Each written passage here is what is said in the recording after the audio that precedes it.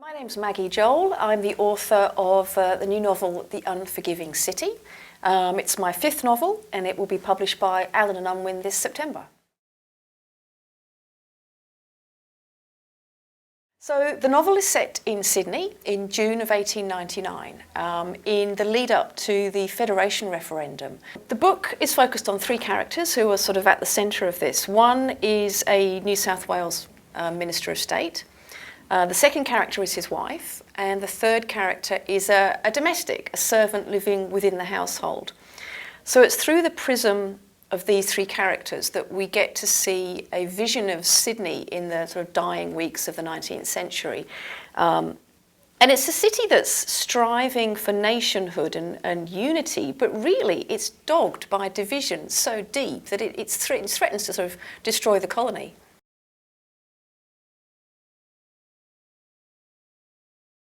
Well, actually, it was Brexit and the marriage equality referendums. So at the time that I was doing the research for the book, those were the news stories that were dominating the media.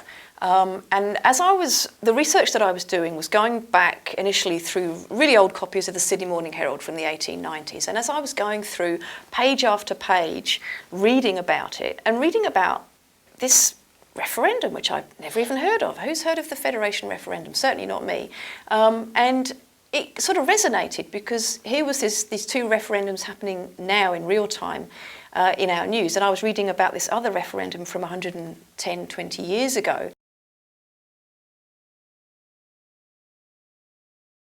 I had a sort of epiphany a couple of years ago where I thought, okay, maybe I don't feel like an Australian, but I do feel like a Sydneysider. I've lived here the entire time that I've been in Australia, has been in this city, and it's something I feel very comfortable about. And I thought, that's my way in. Write about the city that I know, and it will be authentic, it will be passionate. And at the same time, I thought, okay, my previous books have tended to have a historical focus. And so if I write my book about Sydney in a historical context, then, I've got as much chance of getting it right as the next person. The main reason is I've always been fascinated by the idea that any event or incident is not one single truth. It's always a retelling from every different person's perspective who was at that event. And so I like to retell an event, or at least see how an event impacted people from a number of different perspectives, because we'll all bring to a particular event or experience the sum total of all of our own life experiences, I suppose, and that is really fascinating for me.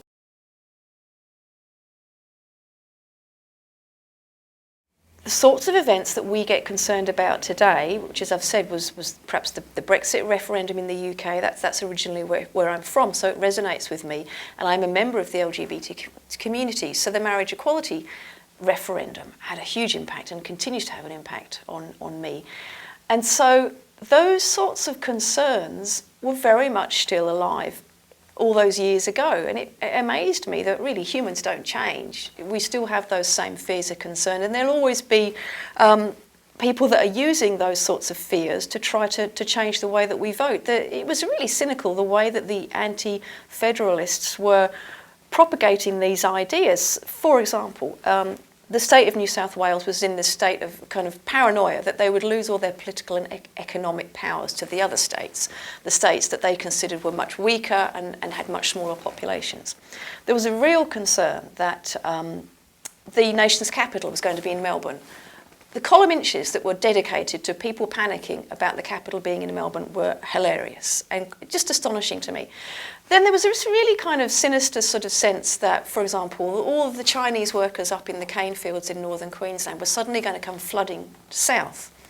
That just plays into all our ideas of sort of racial stereotypes, all the stuff that I saw happening with Brexit. And so that really was fascinating and such a rich vein for the novelist to mine.